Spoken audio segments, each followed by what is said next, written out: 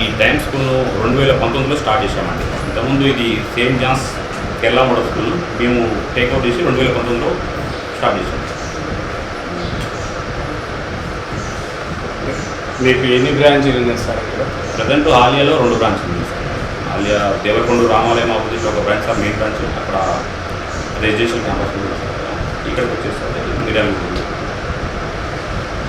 Sir ఇక్కడ పిల్లలకి వసతులైన hostel కానీ వాళ్ళకి కావాల్సిన టాయిలెట్స్ కానీ ఇట్లాంటి ఏ విధంగా ఏర్పాటు చేస్తున్నారు? మొత్తం ఎంతమంది స్ట్రెంత్ ఉన్నారు సార్ మీ స్కూల్లో? వాళ్ళకి ఎలాంటి విద్యను అందిస్తున్నారు? మేము యాక్చువల్గా మా స్కూలు మేము 7th క్లాస్ వరకు మేము లీడ్ వాళ్ళతో టైప్ అయ్యాం సార్, ఇంటర్నేషనల్ వాళ్ళతో టైప్ అయ్యాం. మేము మా స్కూల్లో టోటల్ స్ట్రెంత్ వచ్చేసి 1170 మెంబర్స్ ఉన్నారు అప్రాక్సిమేట్లీ. సో కొన్ని డ్రాప్ అవుట్స్ అయినాయి, అంటే కొంతమంది మన లాస్ట్ టీచర్స్ ట్రాన్స్ఫర్ కావడము, వేరే ప్లేసెస్కు మైగ్రేట్ కావడం వల్ల వాళ్ళు కొంతమంది పిల్లలు వెళ్ళిపోయారు. ప్రజెంట్ అయితే 1170 మెంబర్స్ ఉన్నారు సార్. సో మేము మా హాస్టల్స్లో టాయిలెట్స్ మొత్తం హైజీనిక్ ఉంటాయి సార్. అవి ఎక్కువ మేము క్లీన్నెస్కి ఇంపార్టెంట్ ఇస్తాము. మేము అంటే ఫస్ట్ మనం ఎప్పుడైనా ఎక్కడైనా ఉండాలంటే ఫస్ట్ అట్మాస్ఫియర్ కానీ సరౌండింగ్స్ కానీ చాలా క్లీన్ నీట్గా ఉండాలి. నీట్గా ఉన్నప్పుడు ఆ పాజిటివ్ వేవ్ అనేది వస్తుంటుంది మనకు. కొన్ని అది టోటల్లీ హైజీనిక్ సార్ మాది. ఇక్కడ మీకు మీరు చూస్తున్నట్టు ప్యూరిఫైడ్ వాటర్స్ కూడా అవైలబిలిటీ, మీకు ఎక్కడ కూడా ప్యూరిఫైడ్ వాటర్స్ అన్నీ ప్రొవైడ్ చేస్తాము సార్. ఇప్పుడు పిల్లలకు హాస్టల్లో పెట్టే ఫుడ్ ఏదైతుందో అది ఎంత నాణ్యతతో పెడతారు సార్ మీ పిల్లలకి? నేను మీకు చెప్పడం కంటే మీరు ఒకసారి రండి సార్, మీరు ఒకసారి మేము ఇన్వైట్ ఇప్పుడంటే ఇప్పుడు లంచ్కి ఇన్వైట్ చేస్తాము, రండి మీరు చూడండి. చూసిన తర్వాత మీరు క్వాలిటీ చెప్పండి సార్. మేము మన ఇంట్లో ఏదైతే మనం ప్రిపేర్ చేస్తున్నారో సేమ్ పిల్లలు కూడా అక్కడ అది ప్రిపేర్ చేస్తున్నారు. ఎక్కడ కూడా క్వాలిటీ విషయంలో కానీ క్వాంటిటీ విషయంలో కూడా ఎక్కడ కూడా మేము కాంప్రమైజ్ పరిస్థితి. ఎందుకంటే మీరు చూస్తున్నట్టు మేము సమాజంలో మేము చాలామందికి సేవ చేస్తున్నాం, అన్నదాన కార్యక్రమాలు చాలా చేస్తున్నాము. మేము వాళ్ళ పిల్లల కడుపు కొట్టి మేము డబ్బులు తీసుకొచ్చి ఇక్కడ అన్నదానం చేసి దానివల్ల మాకు వచ్చే పుణ్యం ఏంటి, మనకు వచ్చే ఉపయోగం ఏంటి సార్? ఇక్కడ మొత్తం కూడా మీకు ఎన్ని విలేజ్ల నుంచి పిల్లలు వస్తారు? వాళ్ళకు ఎలా అంటే దారిలో ఎలాంటి బస్సులు ఏర్పాట్లు చేస్తారు? మాకు అప్రాక్సిమేట్లీ మా ఆలియా సరౌండింగ్స్ నుంచి, సో నెట్బండూరు మండలం నుంచి, పక్కన ఉన్న పెద్దవరం మండలం నుంచి, పక్కన ఉన్న గుణపూర్ మండలం నుంచి దాదాపు ఒక 50 విలేజ్ నుంచి వస్తారు సార్. మాకు పెద్ద ఏ ట్రాన్స్పోర్ట్ వెహికల్ ఉన్నాయి, అవన్నీ బస్సెస్ ఉన్నాయి, వాళ్ళ ద్వారా మేము తీసుకొస్తాం డైలీ. సార్ ఇప్పుడు క్లాస్ రూమ్లలో అంటే స్కూల్ భద్రత కోసం సీసీ కెమెరాలు ఏర్పాటు చేస్తున్నారా? ఆ సీసీ కెమెరాల ద్వారా మీకు ఎలాంటి న్యాయం జరుగుతుంది, మేలు జరుగుతుంది సార్?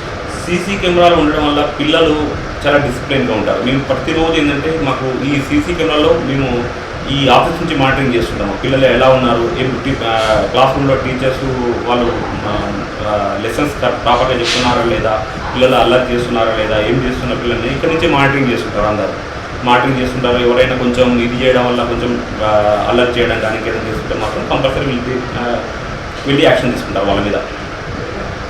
సార్ ఇప్పుడు ప్రైవేటు స్కూల్ అంటే టీచర్స్ అవగాహన లేని వాళ్ళు ఉంటారని చెప్పేసి అంటారు. మీరు ఎలాంటి టీచర్లు చెప్పి వాళ్ళ విద్యాబుద్ధులు అంటే విద్యాబోధన అందిస్తున్నారు సార్? మేము టీచర్స్ని కూడా సెలెక్ట్ చేసుకున్నప్పుడు క్వాలిటీ టీచర్స్ని సెలెక్ట్ చేసుకుంటున్నాం. వాళ్ళకి ఇక్కడ అందరితో కంపేర్ చేసుకుంటే, ఆల్ స్కూల్తో కంపేర్ చేసుకుంటే మేము శాలరీస్ కూడా మావే ఎక్కువ ఉండాలి. మా క్వాలిటీ ఎడ్యుకేషన్ కావాలి, క్వాలిటీ టీచర్స్ కావాలి. మేము సెలెక్ట్ చేసుకుంటున్నాం అలాంటి క్వాలిటీ టీచర్స్ని, వీళ్ళు ఎక్స్పీరియన్స్ టీచర్ని సెలెక్ట్ చేసుకుంటున్నాం. కానీ ఇప్పటికి కూడా ఏంటంటే మాకు కొంచెం లోటే ఉంది, టీచర్స్ దొరకకపోవడం ఇన్ సెన్స్ అంటే వాళ్ళు రూరల్కి వచ్చి ఈ మున్సిపాలిటీలో, ఇది కూడా మున్సిపాలిటీ ఇక్కడ ఉండి ఈ టీచింగ్ చెప్పడం ఎక్కువ ఇంట్రెస్ట్ చూపిస్తలేదు. ఎక్కువ కార్పొరేట్ కాలేజీలో నారాయణ, అక్కడైతే హైదరాబాద్ ఉండొచ్చు, వాళ్ళకు అన్ని ఫెసిలిటీస్ ఉన్నాయి ఉద్దేశంతో అక్కడే చూపిస్తున్నారు తప్ప ఇక్కడ కొంచెం కొరత ఉన్నంత మాత్రం వాస్తవం. ప్లస్ ఇక్కడ మెయిన్ కమ్యూనికేషన్ స్కిల్స్ అంటే ఇక్కడ ఉన్న పీపుల్లో దాదాపు చాలామంది డిగ్రీ చదివారు. అంటే అప్పుడు చదువుకున్న రోజుల్లో కమ్యూనికేషన్ అంటే ఉండకపోయేది, ఇంగ్లీష్ కమ్యూనికేషన్ ప్రాపర్గా. సో ఎప్పుడైతే పిల్లలు మన ప్రెమిసెస్కి ఎంటర్ అయిన తర్వాత they speaking English very well, but if they went to out side but they can't speak in English fluently because of ఎందుకంటే వాళ్ళ మదర్ టంగ్ లాంగ్వేజ్ మాట్లాడతారు, వాళ్ళ మదర్తో కానీ వాళ్ళ ఫాదర్తో కానీ తెలుగులోనే మాట్లాడతారు. సో అది మెయిన్ ప్రాబ్లం తప్ప మిగతా ఏం లేదండి. అలా ఇంగ్లీష్ వచ్చినంత మాత్రాన, ఇంగ్లీషు కమ్యూనికేషన్ స్కిల్స్ ఉన్నంత మాత్రాన అతను వెరీ టాలెంటెడ్ అదని మనం చెప్పలేదు. సార్ ఇప్పుడు ప్రభుత్వం ఎంతసేపు ఉన్నా ప్రైవేటు విద్యలో పోకుండా ప్రభుత్వ పాఠశాలకు చేర్చాలంటున్నారు సార్. అట్లాది కూడా మీరు ప్రైవేట్ స్కూల్ నడిపిస్తున్నారు. మీకు రాజకీయ పరంగా ఎలాంటి ఇబ్బందులు జరుగుతున్నాయి సార్? రాజకీయ పరంగా అంటే చాలామంది ఏంటంటే ఇప్పుడు సమాజంలో చూస్తుంది ఒక పార్టీకి సంబంధించిన వ్యక్తులకు మనం సపోర్ట్ ఇచ్చినప్పుడు అపోజిషన్ పార్టీ వాళ్ళు ప్రతి ఒక్కరూ 100% తోటి అన్ని ఎమ్మెల్సీ నెలకొల్పి ఎవరు కూడా స్కూల్ రన్ చేయలేస్తారు. ఏదో ఒక డిఫెక్ట్స్ ఉంటాయి. ఆ డిఫెక్ట్స్ని బేస్ చేసుకుని వాళ్ళు మనం రాజకీయంగా ఇబ్బంది పెట్టడం లేకపోతే ఇంకో విధంగా ఇబ్బంది పెట్టడం చూస్తున్నారు. కంపల్సరీ చూస్తున్నా కానీ ఇవన్నీ మనం ప్రాబ్లమ్స్ని ఓవర్కమ్ చేసుకున్నప్పుడే కదా మనం సక్సెస్ కావడం. ఓకే సార్, ఇప్పుడు మీ స్కూళ్ళకి వచ్చే పిల్లలంతా పల్లెటూర్ల నుంచి వస్తారు సార్. వాళ్ళు కొంచెం అవగాహన ఉండి లేని వాళ్ళు కూడా వస్తారు. వాళ్ళకు సమాజం పైన కానీ ఈ అంటే పోలీస్ స్టేషన్లో ఉన్న చట్టాలను కానీ ఇవి పిల్లలకు ఎంత మేరకు మీరు అందిస్తున్నారు సార్? చట్టాల గురించి ఎలా చెప్తున్నారు? యాక్చువల్గా మాకు ఒక ఐడియా లేదు సార్. మేము యాక్చువల్గా ఈ చట్టాలపై అవగాహన నెలకొల్పాలి. ఈ ఫోక్సో యాక్ట్ గురించి, ఈ లేబర్ యాక్ట్ గురించి, చిల్డ్రన్స్ వెల్ఫేర్ గురించి, వీళ్ళ గురించి మాకు ప్రతిరోజు ఒక క్లాస్ చెప్పాలని ఉండేది సార్ మాకు యాక్చువల్గా. కానీ ఆ టైం పీరియడ్ సరిపోవట్లేదు సార్ ఇక్కడ. ఇంకోటి ఏంటంటే బయటకి విజిటింగ్ చేయించి ఎలా ఉంటుంది మనం ఒక ఈ కోర్టులను పోలీస్ స్టేషన్లో ప్రతి ఒక్కరిని తిప్పి ప్లస్ జైల్స్ మెయిన్ ప్లస్ ఇంకోటి ఏంటంటే డ్రగ్స్ ఎడిక్టెడ్ ఉంటారు కదండి, డ్రగ్స్ ఎడిక్టెడ్ డిఎడిక్షన్ సెంటర్లు వీళ్ళందరినీ ఒకసారి టూర్కి ఇలా తీసుకెళ్తే వాళ్ళు పరివర్తన కోసం అంటే మనం ఇలా అయితే ఇలా అయిపోతామా, వాళ్ళ వల్ల ఈ డ్రగ్స్ ఎడిక్టెడ్ ఫ్యామిలీస్ ఎట్లా విచ్ఛిన్నమైపోయినాయి, ప్లస్ ఈ బెట్టింగ్ వల్ల ఎంతమంది ఇట్లా విచ్ఛిన్నమైపోయారు, కుటుంబాలు ఎట్లా ఇదైపోయినాయి అని చెప్పి మేము చూపించాలనుకుంటాం. కానీ త్వరలోనే అది కంపల్సరీ మేము ఇంప్లిమెంట్ చేస్తాం. రాబో రోజులు ఖచ్చితంగా ఇంప్లిమెంట్ చేస్తాం. అది సరే, ఇప్పుడు మీ స్కూళ్ళకి పోలీసు బృందం ద్వారా కానీ ఈ జడ్జీలు అట్లాంటి బృందాల ద్వారా వాళ్ళకి ఏమన్నా అంటే అవగాహన కల్పించే ఏర్పాట్లు ఏమైనా చేసాం సార్. మనం యాక్చువల్గా పోలీస్ వాళ్ళు వస్తారు. మన కమెమోరేషన్ డే రోజు వాళ్ళు వెపన్స్ ఎట్లా యూజ్ చేస్తారు, అసలు కమెమోరేషన్ డే ఎందుకు సెలబ్రేట్ చేస్తున్నారు, అమరవీరులు ఎందుకు అయ్యారు, ఈ విధంగా ఏం చేసి సమాజాన్ని కాపాడంలో వారి పాత్ర ఏంటి, పోలీస్ అయితే ఏం చేస్తారు, సమాజంలో ఉన్న శాంతి భద్రతలను ఎట్లా మన నెలకొల్పుతారు అనే దాని మీద వాళ్ళు పూర్తిగా వాళ్ళు టీచ్ చేస్తున్నారు సార్. వాళ్ళు అంటే ప్రైవేట్లలో చదివే పిల్లలకు కానీ ఎక్కడ చదివే పిల్లలకి ఓన్లీ స్కూలు సబ్జెక్టు మీద తప్ప వేరే సమాజం మీద నాలెడ్జ్ ఉండదు సార్. ఆ నాలెడ్జ్ పెంచడం కోసం చదువుతో పాటు క్రీడలు కూడా ఇంపార్టెంట్. పిల్లలకి క్విజ్ పోటీ లాంటివి కూడా ఇంపార్టెంట్. ఇవన్నీ కూడా మీరు ఎలా అంటే ఆ పిల్లలకి ఎలా చెప్పాలనుకుంటున్నారు? మేము యాక్చువల్గా మా స్కూల్లో 8 మెంబర్స్ పీటీని మేము ఎస్టాబ్లిష్ చేసుకున్నాం సార్. వాళ్ళందరూ యాక్చువల్గా ఏంటంటే మాకు ఒక పీరియడ్ ఉంటుంది సార్. ఆ పీరియడ్ అప్పుడు వాలీబాల్, నెట్ బాల్ ప్రతి ఒక్కటి గేమ్లో మేము యాక్చువల్గా ఏంటంటే మేము క్రీడలను ప్రోత్సహిస్తూ ప్లస్ ఏంటంటే మన సమాజంపై అవగాహన, సమాజంలో ఎట్లా ఉండాలి, ఏ విధంగా ఉండాలి అనేది ప్రతి ఒక్కటి మేము నేర్పుతున్నాం సార్. ప్లస్ అన్ని పండుగలు ఎట్లా సెలబ్రేట్ చేసుకోవాలి, కుటుంబ బంధాలు ఎలా ఉంటాయి, ఫ్యామిలీ బాండింగ్ ఎలా ఉంటుంది, మనం ఏ జాబ్ సక్సెస్ ప్రతి ఒక్కటి వాళ్ళకు మేము టీచ్ చేస్తున్నాం సార్ మా టీచర్స్. సార్, ఇప్పుడు పిల్లల తల్లిదండ్రులకి అంటే ఇప్పుడు 18 ఏళ్ళు నిండని పిల్లలకి బండ్లు ఇవ్వటం, వాళ్ళు స్మోకింగ్ చేయటం, తర్వాత మద్యానికి అలవాటు కావటం, ఇట్లాంటివి కూడా తల్లిదండ్రులు తెలియకుండా చాలామంది పిల్లలు చేస్తున్నారు సార్. దీనికి మొదటి ఎవరంటే ముద్దాయి గురువు గారు అవుతారు. గురువు గారు ఈ తల్లిదండ్రులకు ఎలాంటి శిక్షణలు ఇస్తున్నారు సార్? ఇక్కడ మా స్కూల్లో మా ప్రెమిసెస్కి వచ్చిన వారికి మీరు ఇప్పుడు మాకున్న 11-17 మెంబర్స్లో ఏ ఒక్కరు కూడా ఏ బాబు కూడా నేను గర్వంగా చెప్పుకోగలను, ఏ బాబు కూడా ఈ వాళ్ళ పేరెంట్స్ను వాళ్ళను ఏదో చీటింగ్ చేసి ఏదో నేను డ్రగ్స్కి అడిక్ట్ అయినా అలాంటి అయితే ఇంతవరకు అయితే మాకు అనిపిస్తారు. మాకు చిన్న ఏదన్నా ఒక మిస్బిహేవ్ చేసుకుని ఊరుకుంది సార్. ఇక్కడ అలాంటి అయితే లేదు, మా స్కూల్లో అయితే ఇంతవరకు లేదు. మీరు ఎక్కడైనా విచారించుకోవచ్చు. మీరు ఏ స్టూడెంట్ అయితే చూసుకోండి, మీరు బేస్ చేసుకుని మీరు ర్యాండమ్గా చూసుకొని చెక్ చేసుకోవచ్చు అండి. మా స్కూల్లో అయితే డిసిప్లిన్ చాలా ఇంపార్టెంట్. డిసిప్లిన్ చాలా ఇంపార్టెన్స్ ఇస్తాం. ఎడ్యుకేషన్ కంటే ముందు డిసిప్లిన్ ఇంపార్టెన్స్ ఇస్తాం. డిసిప్లిన్ సార్, ఇప్పుడు స్కూళ్ళల్లో మెయిన్ మహిళా విద్యార్థులు ఉంటారు సార్. సమాజం గురించి వాళ్ళకి ఎలాంటి అవగాహన కల్పిస్తున్నారు సార్? మహిళా విద్యార్థులకు అసలు మనము సమాజంలో ఎలా ఉండాలి, మహిళలు ఏ విధంగా అభివృద్ధి చెందాలి. ఇప్పుడు మీరు చూస్తున్నారు, మీరు మన అమెరికా ప్రెసిడెంట్ కమలా హారిస్ ఉంది, ఆమె పోటీ చేసింది. చాలా కంట్రీస్లో న్యూజిలాండ్ ప్రెసిడెంట్ కూడా మహిళనే ఉంది. ఇప్పుడు ఏంటంటే చాలా మంది ఇప్పుడు దేశాలు వెళ్తున్నారు. ఇలా రాష్ట్రంలో మమతా బెనర్జీ ఉంది. మీకు చాలామంది ప్రీవియస్ చూసుకుంటే చాలామంది వ్యక్తులు ఉన్నారు. ఒక జయలలిత ఉంది, మమతా బెనర్జీ ఉంది, మన షీలా దీక్షిత్ ఉంది. అట్లా తీసుకుంటే ఎంతోమంది ముఖ్యమంత్రులు మహిళలే వెళ్ళినారు. ఇప్పుడు present Delhi minister, Delhi chief CM కూడా మహిళనే కదా. వీళ్ళందరినీ ఏంటంటే ప్రతి ఒక్కరిని వాళ్ళందరికీ వాళ్ళు ఏ విధంగా వాళ్ళు సక్సెస్ అయ్యారని చెప్పి మీరు ఎవరిడే వాళ్ళు మన టీచ్ చేస్తున్నారు సార్. అంటే మంత్లీ ఒక ప్రైస్ క్లాసెస్ వాళ్ళ గురించి ఉంటుంది సార్. సార్ ఇప్పుడు 9th 10th పిల్లలకి కానీ ఇప్పుడు రానున్న అంటే పోటీ ప్రభుత్వం సార్, ఇది పోటీ ఎగ్జామ్స్ కూడా రాయాలి. ఈ పోటీ ప్రపంచంలో వాళ్ళు ఎలా గెలవటం కోసం మీరు ఎలాంటి కృషి చేస్తున్నారు? ఈ పోటీ ప్రపంచంలో తట్టుకోవాలంటే ముందు మెంటల్గా ఫ్రీ ఉండాలి. స్ట్రెస్ ఉండదు ఎప్పుడు కూడా. స్ట్రెస్ నీకు ఎప్పుడైతే ఉండదో అప్పుడు 100% ఏంటంటే మనిషి వీక్ అయిపోతాడు. వాళ్ళందరినీ ఏంటంటే ఈ స్ట్రెస్ అనేది దగ్గర రాకుండా టీచర్స్ మోటివేషనల్ తోటి చాలా ఇదిగా కూర్చోబెట్టి వాళ్ళకు ఏ విధంగా చెప్తే ఒక్కొక్క స్టూడెంట్ డిఫరెంట్ యాటిట్యూడ్ కలిగి ఉంటారు. వాళ్ళకి ఏ విధంగా చెప్తే వీళ్ళు గెట్ ఆన్ అవుతారు, ఎడ్యుకేషన్లో ఇంకా ఇది అయిపోతారని చెప్పి, ఇంప్రూవ్ అవుతారని చెప్పి ఆ విధంగా టీచ్ చేస్తున్నారు. ప్రతి ఒక్కటి ఫస్ట్ వాళ్ళ మైండ్ సెట్ని చేంజ్ చేస్తున్నారు. మైండ్ సెట్ చేసి కంప్లీట్గా ఈ ఎడ్యుకేషన్లో ఎలా ఇంప్రూవ్ కావాలి, మనం ఏం చేస్తే మీరు ఇంకా మీరు హైయర్ ఎడ్యుకేషన్లో ఇంకా మార్క్స్ కానీ ఇంకేదైనా కావాలని చెప్పి వాళ్ళు ఆ విధంగా వాళ్ళు ప్రిపేర్ చేస్తున్నారు సార్. సార్ ఇప్పుడు రాష్ట్ర ప్రభుత్వం కూడా స్కూళ్ళల్లో గేమ్స్కు ఫస్ట్ ప్రిఫరెన్స్ ఇస్తుంది సార్. ఈ గేమ్స్ కోసం అంటే చెస్ కానీ, కబడ్డీ, ఖోఖో ఇట్లాంటి ఆటలకి మీ స్కూల్ తరఫున ఎవరైనా స్టేట్ లెవెల్ కానీ రాష్ట్ర లెవెల్? మాకు యాక్చువల్గా రీసెంట్గా జరిగిన హైదరాబాద్లో జరిగిన అండర్-14లో మాకు స్టేట్ ఫస్ట్ వచ్చారు నెట్బాల్లో. యాక్చువల్గా వాలీబాల్కు 7th క్లాస్ అమ్మాయి రివేన్ అమ్మాయి సెలెక్ట్ అయింది సార్ అండర్-14కు స్టేట్కు. సో నెక్స్ట్ వచ్చేసి సంయుక్త అనే అమ్మాయి మాత్రం నెట్బాల్లో స్టేట్ ఫస్ట్ వచ్చారు సార్ నెట్బాల్లో. అంటే మీరు ఎలాంటి గేమ్స్ ప్రిపేర్ చేపిస్తున్నారు సార్ పిల్లలు? మేము ఇక్కడ kabaddi, netball, volleyball, basketball, kho kho, chess అన్నీ ఇక్కడ చేస్తుంటారు. అందుకని మేము we are established will experienced PET sir. Sir మీ గురించి ఇక్కడ కూడా రాజకీయ పరంగా చాలా మంచి నేమ్ ఉంది సార్. మీరు రాజకీయం ఎందుకు ఆసక్తిగా లేదు సార్? ఈ ప్రజలు ఆశీర్వదించి ఖచ్చితంగా మేము రాజకీయాలకు వస్తాం సార్. రాజకీయాలకు రాబో రోజు వచ్చినాం. కానీ ఇప్పుడు ఏదో ఒకటి చేయాలి, సమాజానికి సేవ చేయాలి. సమాజానికి సేవ చేస్తే మనం ఈ విధంగా సేవ చేసే కంటే రాజకీయ పరంగా సేవ చేసేది చాలా ఎక్కువగా వెళ్తుంది.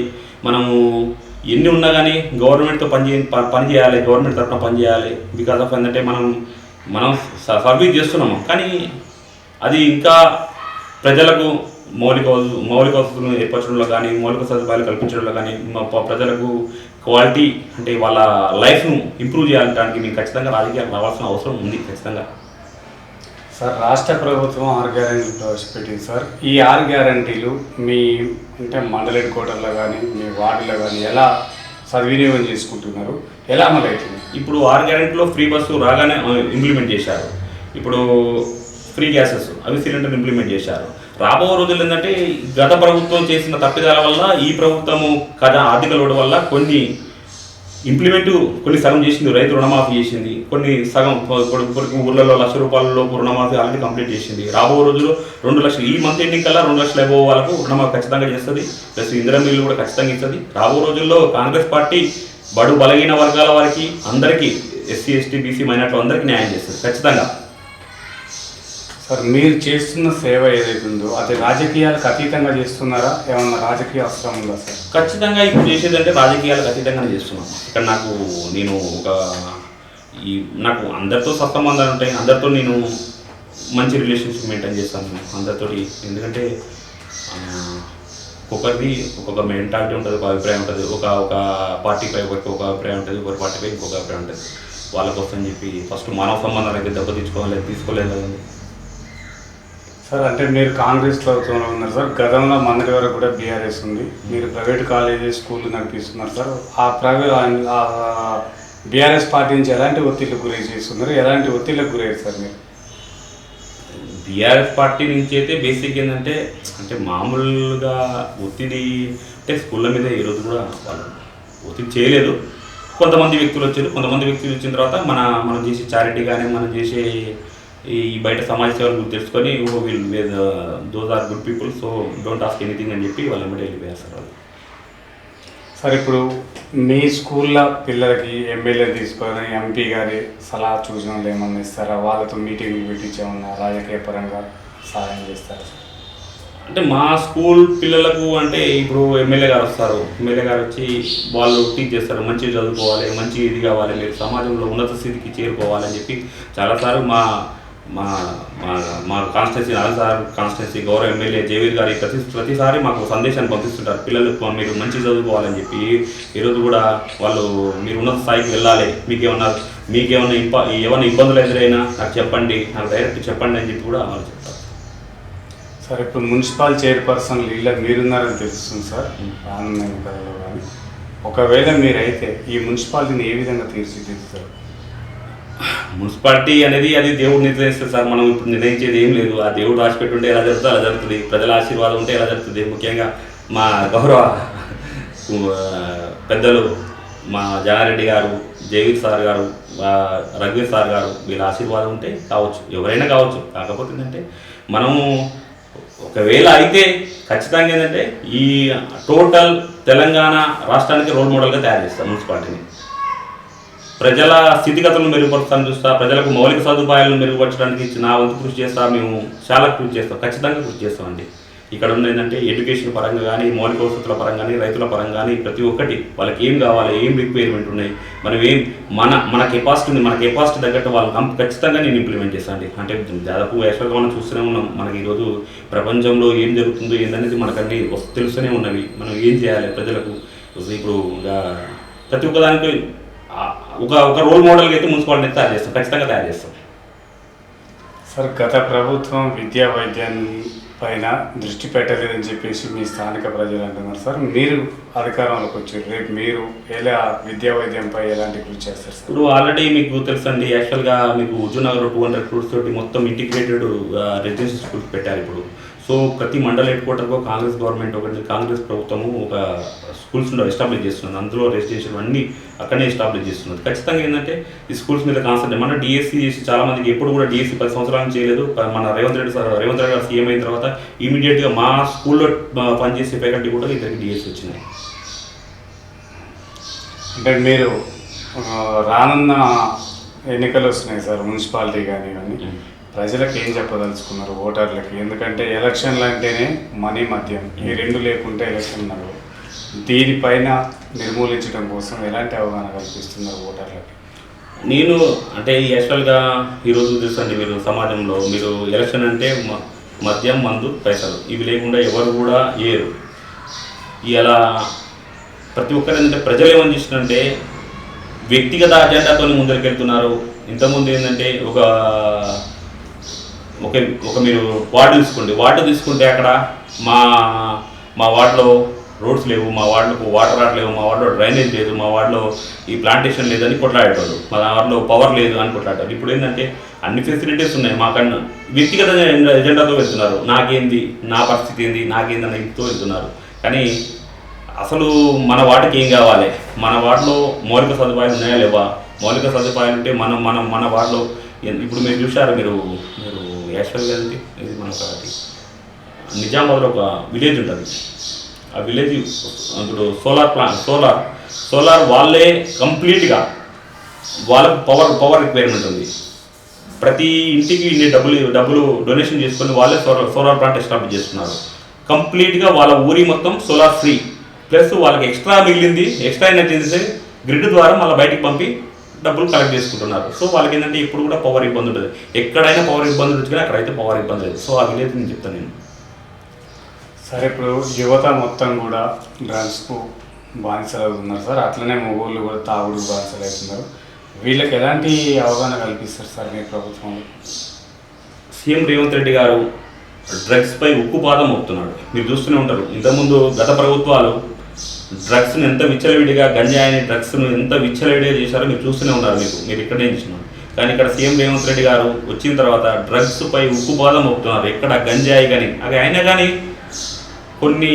కొంతమంది అధికారుల నిర్లక్ష్యం వల్ల, కొన్ని వ్యవస్థల లోపం వల్ల అక్కడక్కడ కొన్ని ఏరియాల్లో ఇంకా డ్రగ్స్ యూజ్ చేస్తున్నారు. వాటిపై కూడా ఖచ్చితంగా కాంగ్రెస్ ప్రభుత్వం చర్యలు తీసుకుంటుంది, ఖచ్చితంగా పూర్తిగా నిర్మూలిస్తారు. ఆ విశ్వాసం అయితే మాకుంది. సార్ ఇప్పుడు రాష్ట్ర ప్రభుత్వం బీసీ వర్గీకరణ పైన సర్వే నిర్వహిస్తుంది సార్. ఇప్పుడున్న ప్రతిపక్షాలు అదంతా బోగసు, అది పనికి మాలిన సర్వే 75 క్వశ్చన్లు అడుగుతున్నారని చెప్పేసి ప్రజలు చెప్తున్నారు. దీనిపైన మీరు ఏమంటారు సార్? ఖచ్చితంగా సర్వే నిర్వహించాలండి. ఎందుకంటే ఏ జనాభా ఎంత ఉందో ఐడెంటిఫై కావాలి. ఐడెంటిఫై అయిన తర్వాత ఆ సమాజానికి అనుకూలంగా, ఆ సమాజం ప్రకారం అనుకూలంగా మనం సీట్లను ఇవ్వాలి. ఎందుకంటే ఇవాళ మీరు చూస్తూనే ఉన్నారు, ఒక్కొక్క 0.5% సామాజిక వర్గం వాళ్ళు, 1% సామాజిక వర్గం 10% రూలింగ్ చేస్తున్నారు. ఇక్కడ అత్యధిక సామాజిక వర్గాలు వెనుకబడి ఉన్నారు, రాజకీయంగా ఆర్థికంగా వెనుకబడి ఉన్నారు. ఖచ్చితంగా ఏంటంటే కులగణన జరగాల్సింది, జరిగిన దాంట్లో వాళ్ళ సమాజానికి అనుగుణంగానే సీట్ ఇవ్వాల్సింది. ఇప్పుడు మన రాహుల్ గాంధీ గారు చెప్పారు, 50% బీసీలకు సీట్లు ఇచ్చినాం, ఇంకా మేము కులగణన చేసిన తర్వాత ఎన్ని సీట్లు వస్తే దానికి ఆ జనాభా సంఖ్య ఆధారంగా మేము సీట్లు ఇస్తామని చెప్పి చెప్తున్నారు. సార్ ఇప్పుడు ఎస్సీ వర్గీకరణ ఏర్పడింది కదా సార్, అది అమలు కాలేదు. ఇక్కడ రేవంత్ రెడ్డి గారు ఇంకా అమలు చేయలేదు సార్.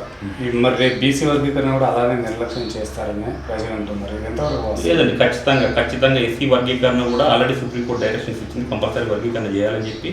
ఆల్రెడీ మన మందకృష్ణ మాదిగ గారు వాళ్ళు ఫోర్స్ చేస్తూనే ఉన్నారు. కాకపోతే అపోనెంట్స్ కొంతమంది ఇబ్బందులకు గురి చేస్తున్నారు. తప్పకుండా ఎస్సీ వర్గీకరణ జరుగుతుంది. ఓకే సార్, ఇప్పుడు ఎలక్షన్లను ఉద్దేశించి గ్రామ పంచాయతీలు కూడా ఎన్నికలు రాబోతున్నాయి, మున్సిపాలిటీ ఎన్నికలు రాబోతున్నాయి సార్. ఓటర్లకు ఏం చెప్పదలుచుకున్నారు ఫైనల్గా మీరు కానీ, అంటే మీ ప్రజలకు కానీ, మీ వార్డు ప్రజలకు కానీ ఏం చెప్పదలుచుకున్నారు? ఎవరైతే అభివృద్ధి చేస్తారో, ఎవరైతే ప్రజల అవసరాలను తీర్చుతారో వారిని మేము ఆశీర్వదించాలని కోరుకుంటాను. Okay sir, thank you. చూస్తూనే ఉండండి మీ తెలుగు టీవీ.